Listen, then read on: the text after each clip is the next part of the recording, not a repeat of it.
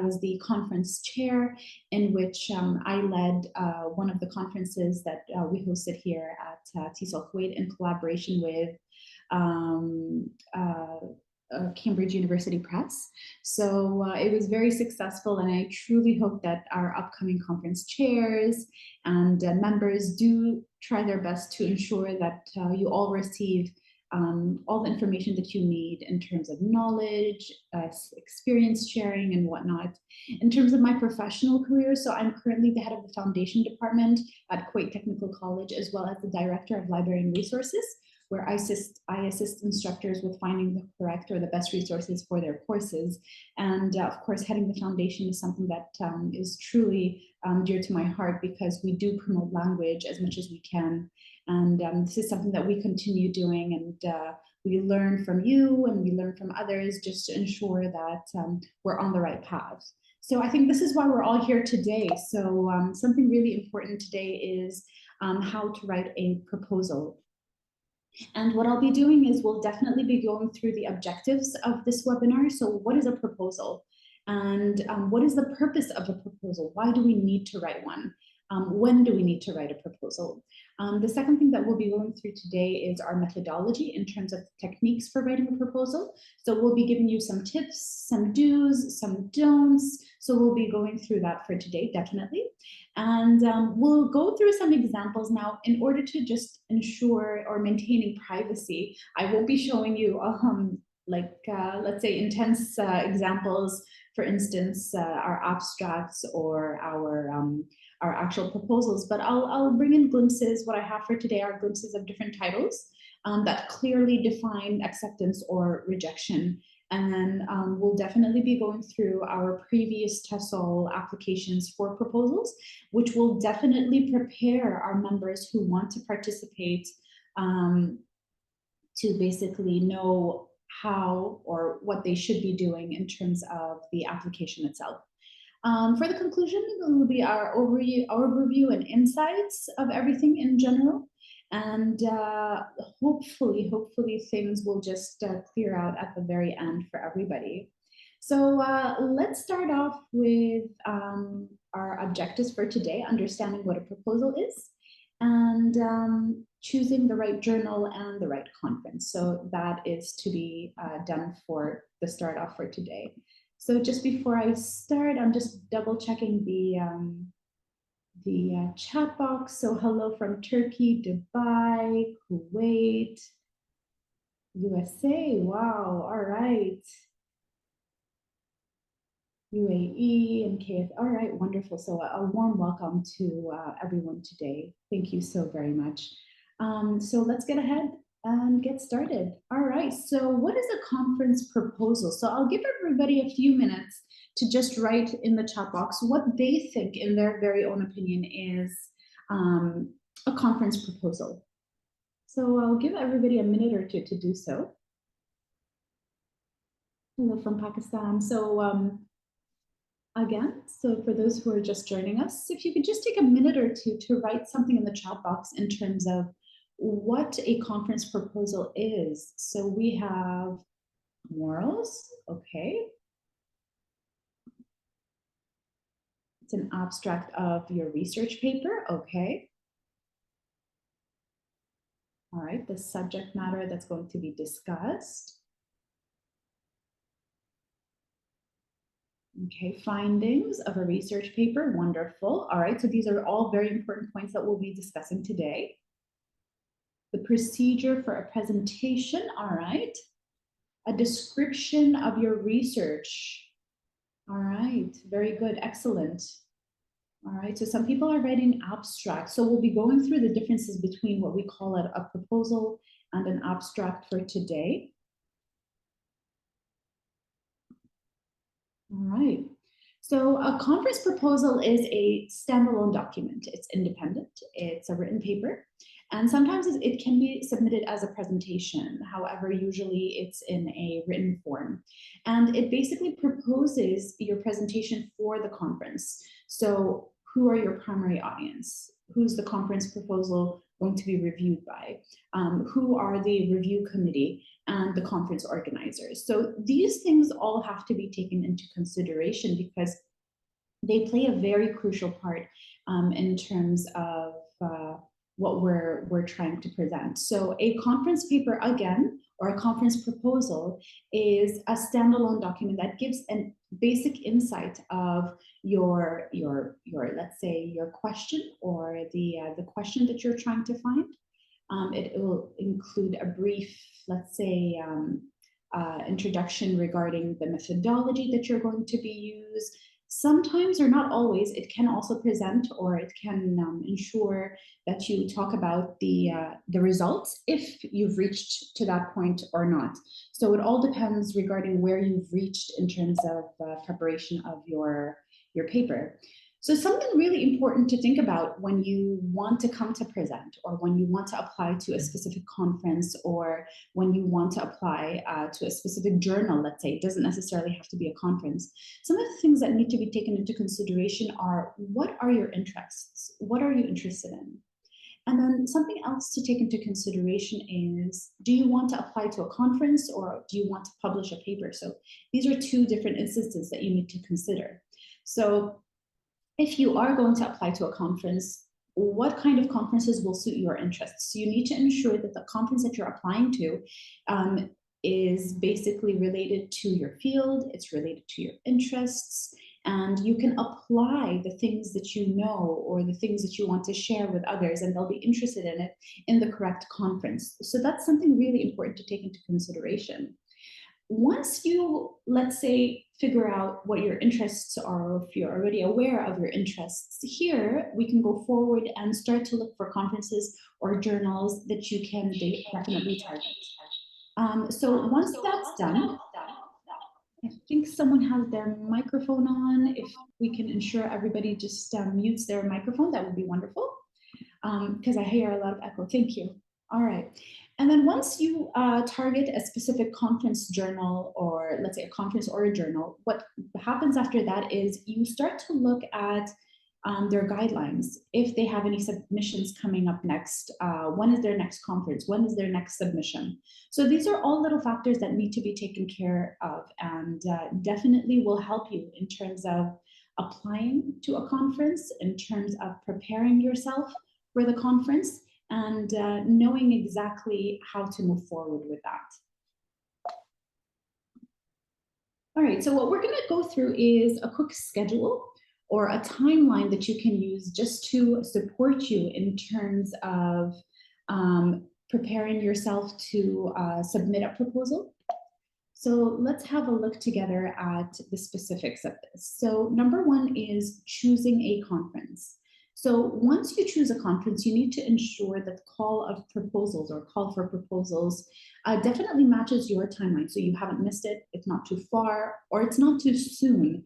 Because if it is too soon, you'll ensure that the quality of the proposal that you're submitting is not up to standards, and that'll decrease your chances into getting accepted. So it's really important to choose a conference that does have a call for proposals. So they're having a conference soon, and to ensure that it's not too soon, so that you do have enough time to go through the application form, and to ensure that you're ready to submit.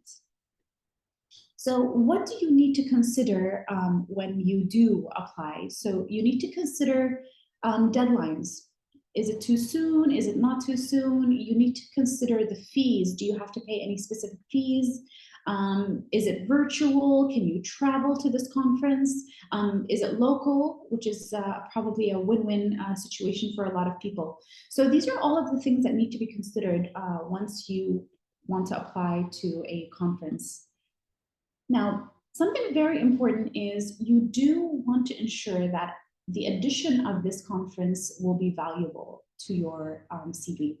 So what is the specific topic that this conference is targeting? Who are the audience that we're targeting for the conference?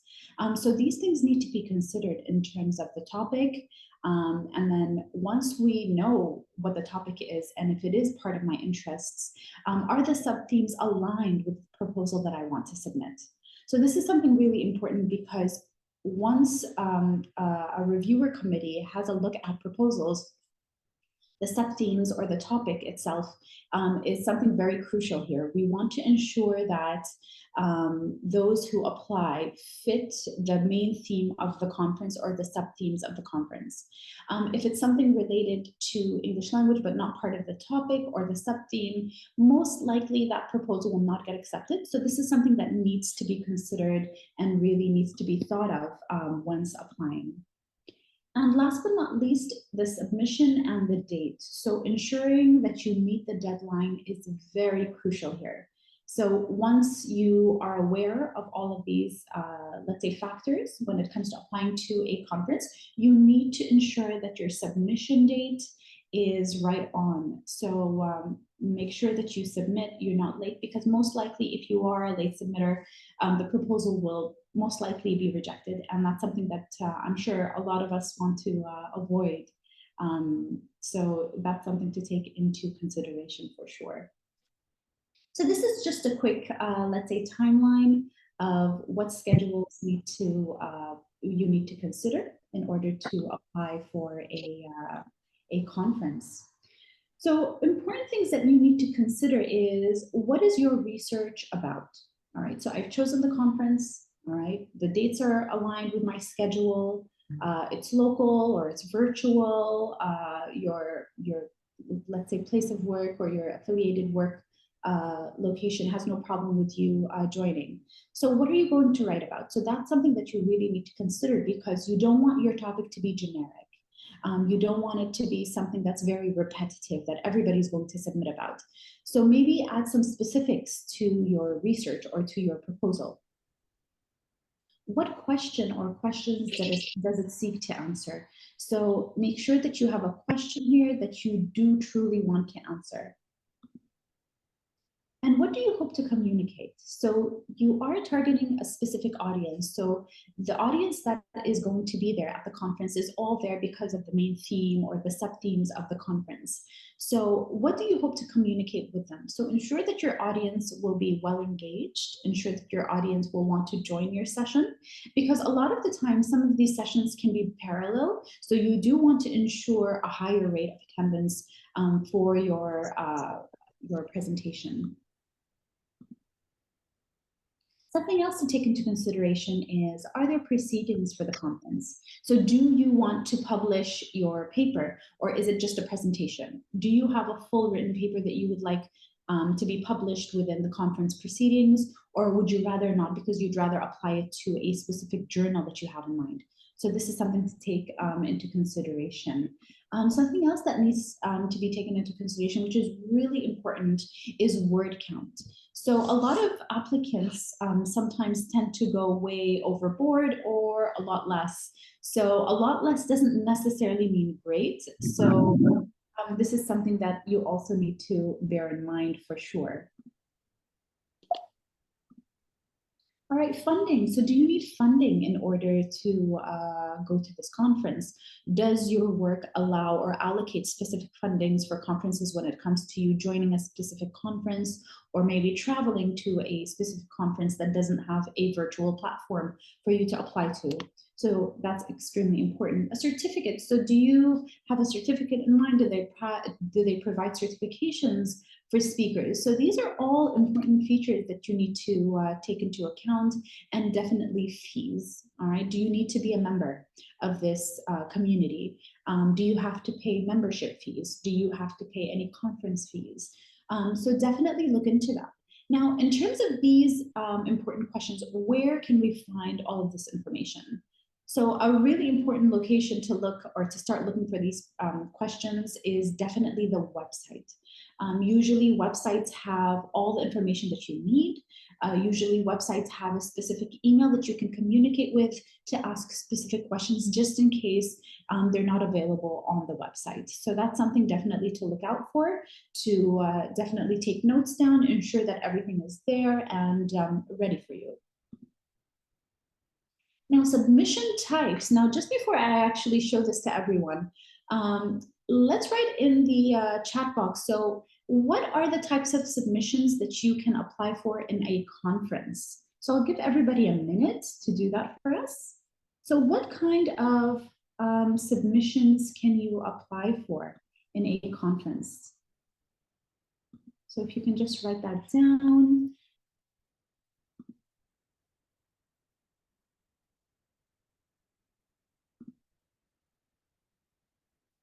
Right, I'll give you guys a few minutes to do so. All right, wonderful. So we have paper, we have workshop. All right, wonderful. Paper, workshop as well again.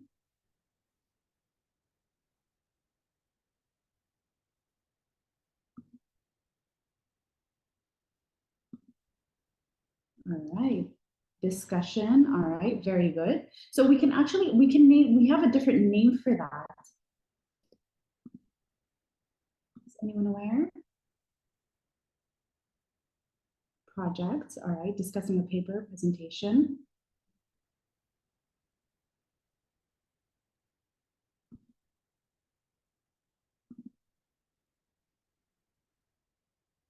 All right, wonderful. Okay, perfect. So what I'm going to show you now is the types of submissions that we at Tesol Kuwait do have aligned for our members. So this is something that's really important. All right, so we have surveys as well, visual presentations, very good. All right. All right, so our types of submissions at Tesol Kuwait, and again, I'm just preparing everyone to apply to Tesol Kuwait, and hopefully this will definitely help everyone. So let's have a look at the different types of submissions that we do have for our members. So the types of submissions that we have are individual, and sometimes they can be groups. So it depends on the nature of your submission, but you can definitely apply individually or you can apply as a group. And usually for a group, there's a cap when it comes to the number of individuals who are presenting. And then we have different themes that you can choose from. Knowledge focus and presentation type. So these are the one more thing, yeah. So we have one more thing, which is the roundtable discussions. So these are extremely important. So you'll have sub-themes and main themes. So the type of knowledge focus can be, it can be something practice focused, it can be research focused, and it can be theory focused. For the presentation types of presentations that you can apply for, there are what we call workshops. And usually with workshops, it would be wonderful if those who apply to a workshop actually have extensive, let's say, experience with something very specific. And then we have presentations, which is usually our main type of submission per se. And then, of course, we have posters, and posters are presentations specifically used for presenting information, and it's usually more of a visual where you have graphs and you have tables and diagrams that you can insert within your poster. And usually for the posters, it can be, let's say, up to 2 or 3 participants here. And they'll have a specific section where they can stand. And for those walking by, they can go ahead and explain let's say, the format or the opportunities that they went through to prepare their poster. And of course, we do have a paper presentation. And luckily at Tesol Kuwait, we do have a journal, a peer-reviewed journal. And so for those who do have a paper that they'd like to publish, we do have a journal in which the proceedings can be definitely submitted there. So that's something to take into consideration. We also do have a platform for commercial demonstrations. So if you are a publisher or if you have a specific platform or anything that can be related to the conference itself, it is welcome within the Tesol Kuwait platform. And of course, another presentation that we do offer is the panel or a panel discussion. And this is something that we honestly have at every conference in which we have our experts sit there and discuss a specific topic to ensure that everybody gets a chance to ask questions and interact. Now, panels are considered to be a little more, let's say, formal than others, but we also we are aware of what we call roundtable discussions. So in terms of roundtable discussions, these basically provide an opportunity for an informal form of discussion where presenters and attendees can sit together to talk about or to discuss specific topics. And that's something that we do truly promote. And this is something that we will be offering as well. Now, in terms of the papers or the paper submissions, we do accept two types of papers, which are the scholarly papers as well as the empirical papers. Now, a lot of you might be thinking, what is the difference between the two? But in terms of the scholarly papers, it involves a deep dive into, let's say, a present idea backed by a lot of research that you've conducted, a review of literature, arguing specific perspectives, and basically showing your approach. In terms of the empirical paper that you can submit, it's focused on the research findings. The empirical paper also requires you to present results and analysis of your basic research. And that's grounded by your methodology. It can be qualitative, it can be quantitative, or it can be a mix of offering concrete insights regarding the paper that you're presenting. So these are the types of submissions that we do accept at Tesol Kuwait. So this is something that we do hope that our members can take into consideration before applying. What is the type of submission that you would like to apply for? Is it a workshop? Do you want to do it alone? Do you want to have colleagues join you? Do you want to go for something a little informal and join a roundtable discussion? Or maybe a poster where you're, let's say, more into the graphics and the tables of a research. So these are all things that need to be taken into consideration when choosing a type of submission. All right, so in the Tesol Kuwait application, the very first thing that we ask for from our members is to send in their biography. So in terms of biography, I think everybody knows what a biography is. So just ensure that your name is there, a title, your current affiliation is there. Any relevant experience or expertise that you might have is extremely relevant, especially if you have any specific accomplishments or achievements, which include specific awards, nominations, or publications. Your educational field and qualifications are really important as well. Definitely add a personal touch. So for instance, add a hobby or an interest or a passion outside their professional life. It would be lovely to have that as a little touch to your biography. So definitely ensure that all of these things are included. So in terms of biography, ensure that you do meet the word limit. There's always a word limit there. So it's basically your opportunity to show the committee why you're important, why it's necessary to have you, why your work is relevant, and what sets you apart from other members or participants that are applying. So definitely ensure that you do add a personal touch to your biography, rather than just having the usual biography with just your name, where you work, and your field, and just submit. Now, in terms of title, the title here is extremely important because we want to ensure that your title is effective. So in order to have a very powerful, or let's say effective title, it has to introduce the subject matter. It has to capture the interest of the reader. At the end of the day, like we previously said, there are a lot of panel sessions, a lot of parallel sessions that are going on. So you want to ensure that attendees at the conference do attend your session. And something really important is you don't want it to be a run-on sentence, not too long and not a two-word title at the end of the day. So your first opportunity to grab the attendees' attention is by making it informative. It has to be a reflective of your presentation or the talk that you're going to be giving. So just ensure that the main focus is there within your title. So it's not too long, not too short. And we will be going through some samples that we've received at Tesol Kuwait, and that'll give you an idea of what is considered to be a good title and what is considered to be, let's say, not such a good title. All right, let's go on to the second part. So the second part of our application is our abstract, and this is really important. because an abstract is generally a short summary, and it's usually 150, or sometimes some conferences ask for 100 words, 200, or 100 to 150. And it's usually a summary of the article, so the selection committee can decide if the presentation that you're giving is relevant to the conference theme. Now, a lot of you at the very beginning, when I asked what a proposal is, you wrote an abstract. So it's just really important to kind of differentiate between what an abstract is and what a proposal is. So an abstract will appear in the conference program. So whenever we have our proceedings at the very end of the conference, you will be able to see the abstract. Whenever we prepare our brochure for our attendees and our members to join our conference, we usually do have the abstract there. So the abstract will appear in the conference program, and it's meant to attract the attendees to join your session.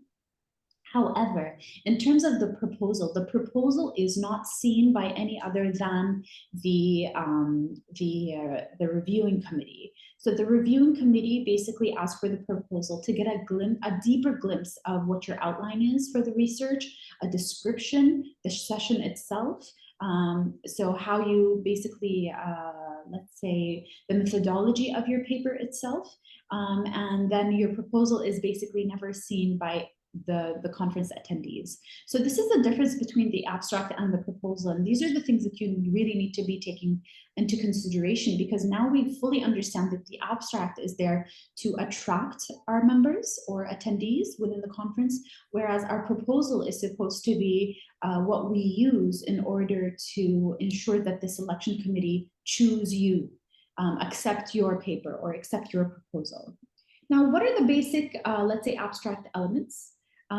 In terms of making sure it includes your problem and what the objectives are to the research that you're going to be presenting, a statement of the significance of the work, and a summary of the employed methods of the research and approach that you've used. So it's really important to ensure that these things are there. And I know 150 or 200 or sometimes even 100 words is not that much, but this is why you really need to take into account all of these details and really think about it before submitting your abstract. And of course, it will usually include a summary of findings or the conclusion of the study.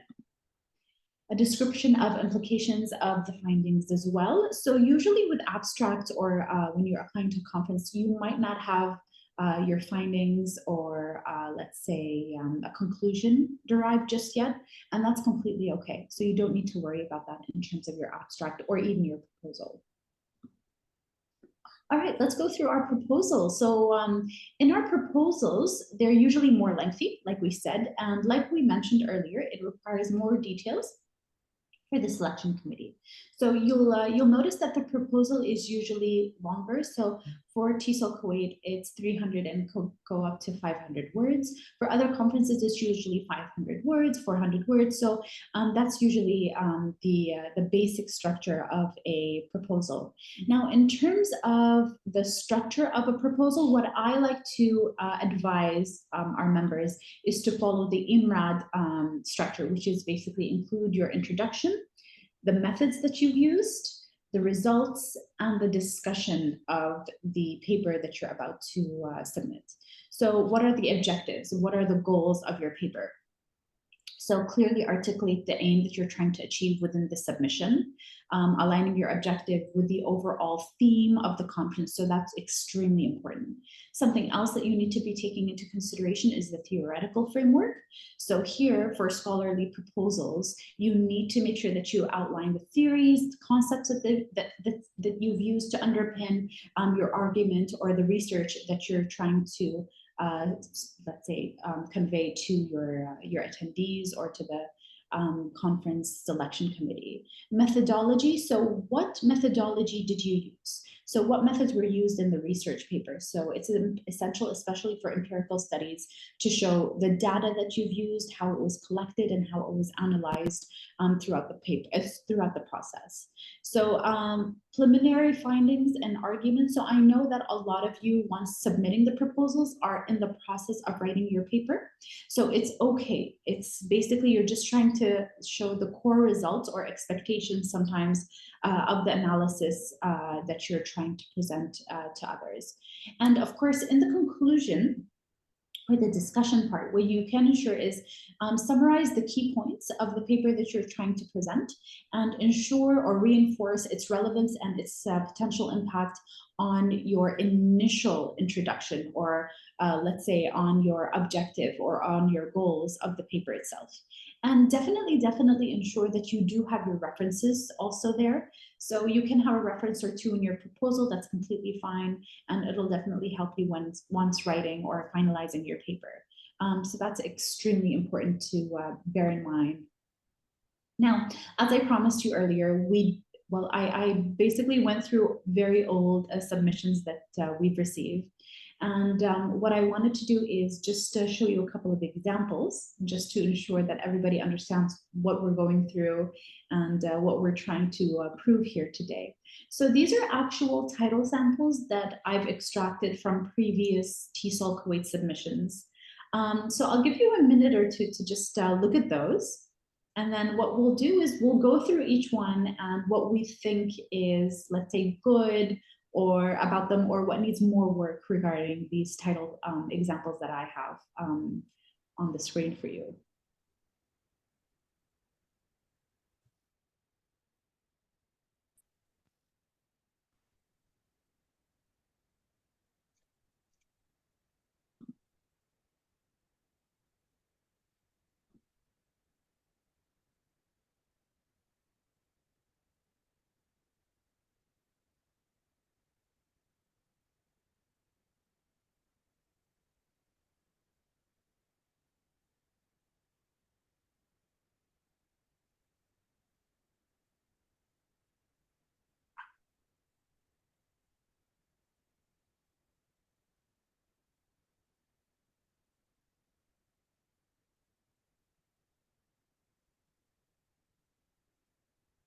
Right, so I'm just going through the chat box. So all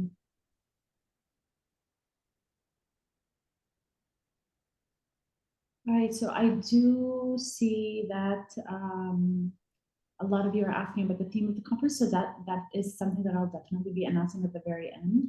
Mohammed, I will respond to you, no worries. So I will get back to you as soon as this webinar has ended. All right, Muad, so you're asking if it's possible to submit a proposal that's already been published. So that would be a no, unfortunately.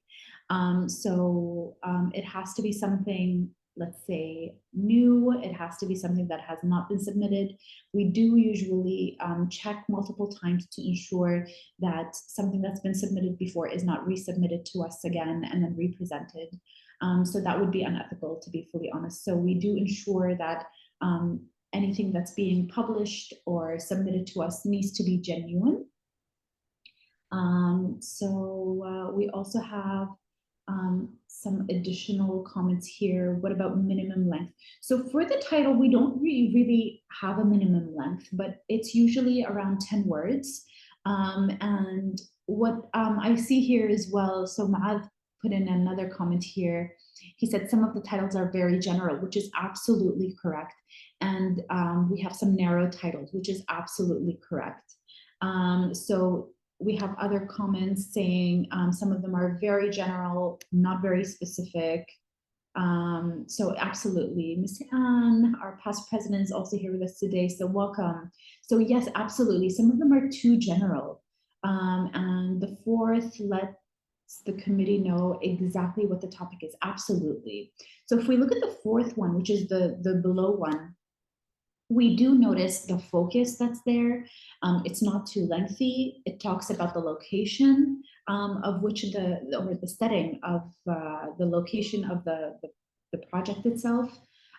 So definitely. So if we actually have a look at the other three, they're extremely general. So this is something that we try to avoid when it comes to our title. So ensuring that our title is not too general and not too short, which is a 2-word title, because it doesn't really attract anyone to join your session, as well as the, let's say, the committee choosing the correct proposals as well will not give any marks there for the title. So in terms of the rubric, you need to ensure that you collect as many points as possible. All right, so definitely. So a lot of our participants today are saying the fourth one is the best one. So yes, absolutely. So I just wanted you to get a glimpse of what we tend to receive. So in terms of winning titles, this was something that I found online that I wanted to share with you. And it goes through the process of what you initially come up with and then how you kind of reframe it and then finalize it. So this is an example that I found that basically of a specific, let's say, candidate that says that, you know, what is my research about? What is it that I want to present? And they give us this really long title.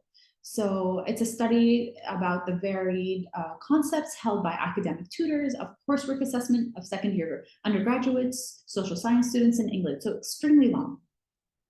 So this is how the brainstorming process basically starts off. So you put all the details in and then you narrow it down. So academic tutor conceptions, of coursework assessment. And then for our finalized stage in terms of ensuring that our title is a winning title, what we do is we ensure that everything is there together. So it sounds like a proper title. So if we look at the very finalized version, it's an excellent title. So it says Conceptions of Coursework Assessment, Transaction, Participation, and Contribution. Of course, we can add the word England somewhere in there, but in general, this would be a wonderful title. So it just shows you the steps of how you move from something very general and then how you tone it down to ensure that your title is a winning title. Now, I didn't want to pull up any abstract samples from the ones that we had to ensure everybody's, you know, privacy is there. So this is something, an example that I found online as well, and our reference is there for you. So in terms of the selection committee, when it comes to the Tesol selection committee, what we tend to do is we have a rubric that's set. And when it comes to the abstract sample, we tend to check if the submission that we have identifies all specific parts. So does it have a proper topic? Does it demonstrate the aims of this submission? Does it include the type of methodology that's being used? Are there any results? If there are no results, are there any implications or any expectations when it comes to the sample itself? So this is really important to basically just keep in mind when applying. So again, this is just a sample. This is not from any of our Tesol Kuwait submissions, just to ensure everyone's privacy. So what we have here is another example that basically demonstrates the differences between a conference abstract and a journal abstract. So if you have if you take a minute there just to read that, you'll notice the difference between a conference abstract and a journal abstract is basically researchers in a conference. So let's look at the conference abstract right there. So for a conference abstract, the research does not have to be completed, whereas in a journal abstract, the results are usually there. So when you're writing conference abstract, it's okay to say that the work is still in progress. It's completely fine. If you give the impression that your work is complete when it's not, then people, you know, turn up to your presentation, they'll be disappointed with an expectation that, you know, you basically led them onto. So it's completely fine when it comes to a conference abstract to state that the results are still not ready. So it's completely fine. Now, in terms of acceptance rates, will your paper get accepted? Is your proposal good enough or not good enough? So I've done a little research to see the types of acceptance rates that are there.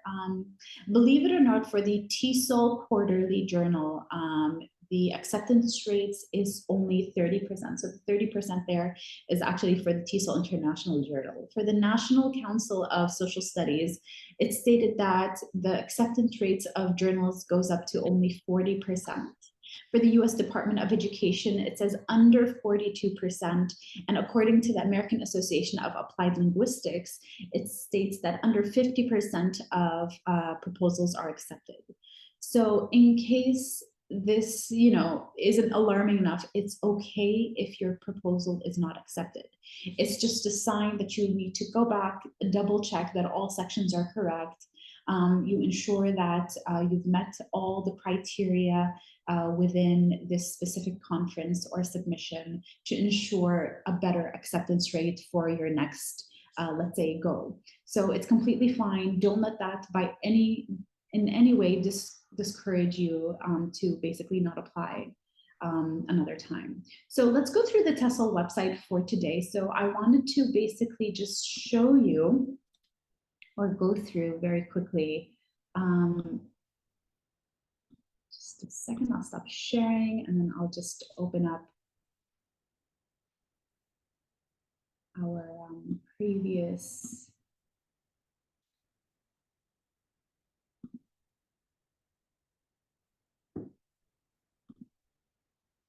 So if you can just bear with me for a second. All right, so what I wanted to do today as well, just to ensure that everybody gets all the information that they need, is I wanted to share with you our previous Google form, which basically includes all details that you need to know when you're submitting. So definitely include an email. And this email is the email that the conference committee will be contacting. So are you basically applying as a group or an individual? And the presenter contact details, name, last name, the additional presenters' names, just in case you're applying with someone else, and include their name, their emails, and the affiliation, the department, the position, and definitely contact number and address. So please ensure that all this information is always correct. Double check it because we do get a lot of submissions which sometimes do have incorrect details. All right, so for the second part, which is the most important part, we have the presentation information, and this is usually just general. So like I mentioned previously, in terms of title, it's usually, most conferences have a 10-word limit. And for the abstract, we previously had a maximum of 50 words. So again, this really needs to be thought into. For the proposal itself or the session description, what we usually have is 300 words. So this is something that you also need to take into consideration, ensure that all sections or all important parts, including the objective, the goals, the theoretical framework, methodology, significance in terms of contribution, conclusion, references are all there.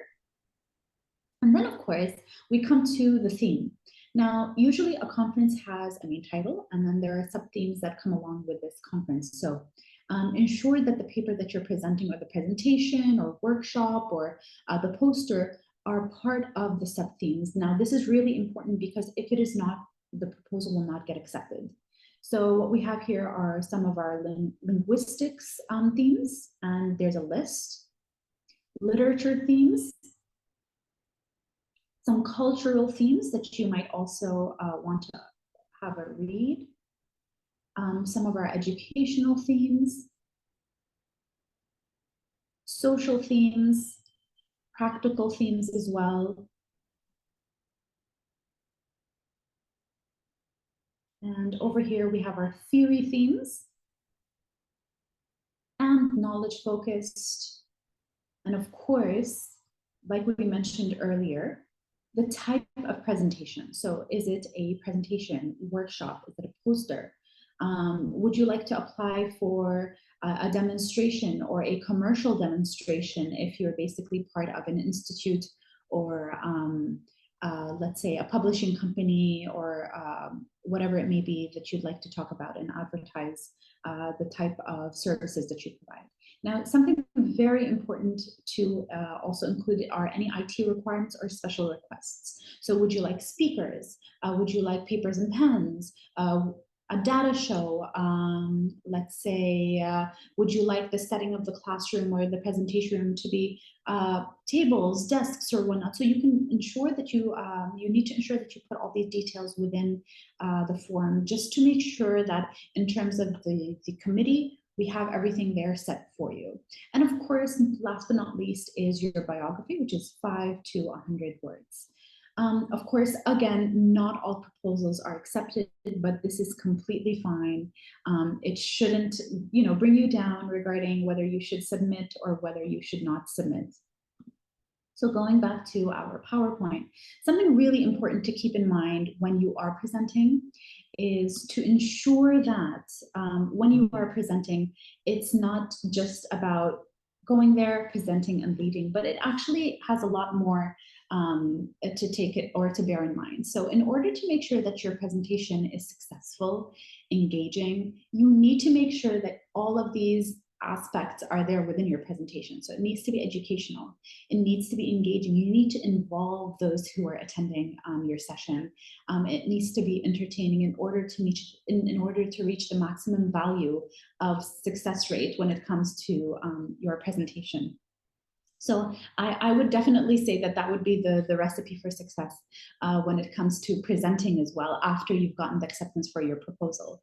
That way you'll definitely be more, let's say you'll definitely be invited to more sessions or maybe even a future workshop within Tesol Kuwait or hopefully any other institute or conference.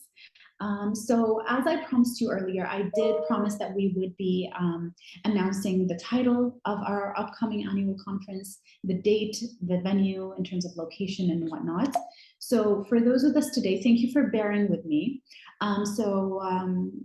Our upcoming conference, our upcoming annual conference is entitled Breaking Barriers and Building Bridges, the Future of Tesol Education. So this is something that we're truly looking forward to. In terms of our dates, the conference will be held on 2 consecutive days, which is November 16th, which is a Saturday, and November 17th, which is a Sunday. Now, something that you really need to remember is November the 16th is going to be fully virtual, and November the 17th is going to be an only in-person conference. I know previously we've catered to our, let's say, international members, and we've made sure that our in-house presentations are also streamed for you online. But this year we're allowing, or let's say we're providing you with a day that's fully virtual for those who are not in Kuwait to present. So you still have a chance in getting your proposal accepted. So please do apply. Please do follow us on social media. We will be announcing the submission dates for you and the criteria needed in order to submit. For November 17th, it will be in person at Kuwait Technical College, which is KTech, which is in Kuwait in Abu Halifa. And this in-person conference will be in person only, so we will not be streaming anything online for our members. And we truly hope we do get a lot of proposals from our members. We truly look forward to them. And do follow us on social media. Do follow us or double check our website constantly. We will be announcing the call for proposals soon, very soon. I think this brings us to the end of our presentation for today. Now, I know a lot of you will probably ask for this presentation. It will be uploaded on the Tesol website. For those who would like to contact me, if you can just scan the QR code right there, you will directly be, you will be redirected to my email, so you can send me an email. This is my work email. So for now, I think we can definitely go through the chat box and definitely answer some of your questions. All right, so thank you so much. I'm glad you liked it. You're very welcome. Thank you so much, Samad. Thank you so much, Dr. Raja. Wonderful, thank you so much. Yes, Ahmed, definitely. So since you're in KSA, you can definitely join the virtual one. You can also do apply.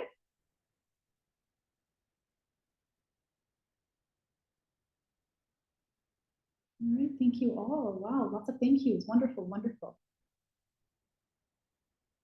So Shog, to answer your questions, how we can attend the conference. So once we do put out the announcement, there will be a registration form. So you can register on our registration form and you can simply attend. So as simple as that.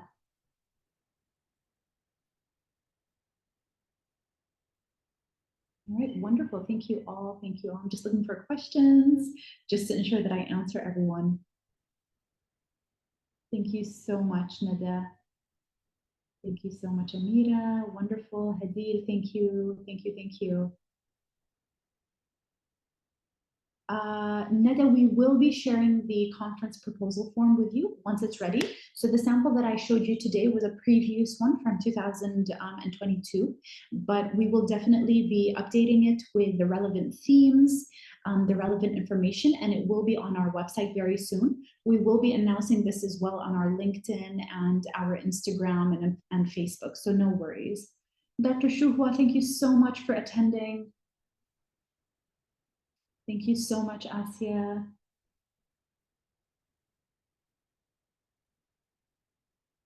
All right, in terms of membership, we are currently updating our website for the membership section, and it's going to be very easy to apply to become a member, where you just have to pay a minimum fee. Once that is ready and it's active, you will then be able to get a certificate of membership. But for now, we are not providing that service, but we will be doing that very soon.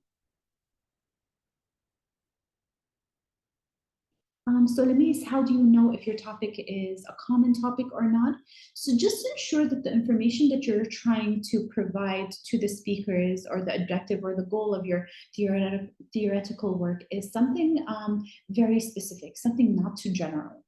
When something is too general, or let's say it's very repetitive, you're expected to see that it's a common topic.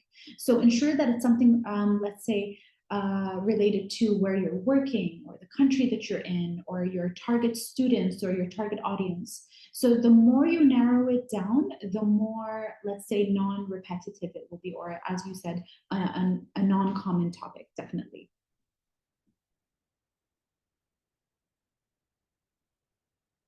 In terms for deadline, Huda, we still haven't set the dates yet, but we will be very soon. So please look out for our website and keep checking our social media.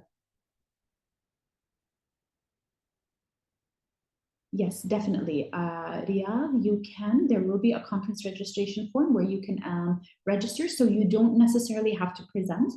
You can also just join our conference as an attendee. So that's something that you can do. All right. I think that kind of brings us to an end to our session.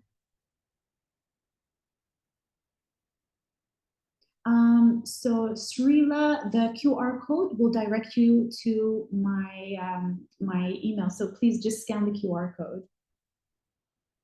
Hadil, no, I'm located in Kuwait, as this is Tesol, Kuwait. So thank you very much all. All right, so I think this brings us to an end. All right, yeah, definitely. So no more questions. All right, thank you so very much.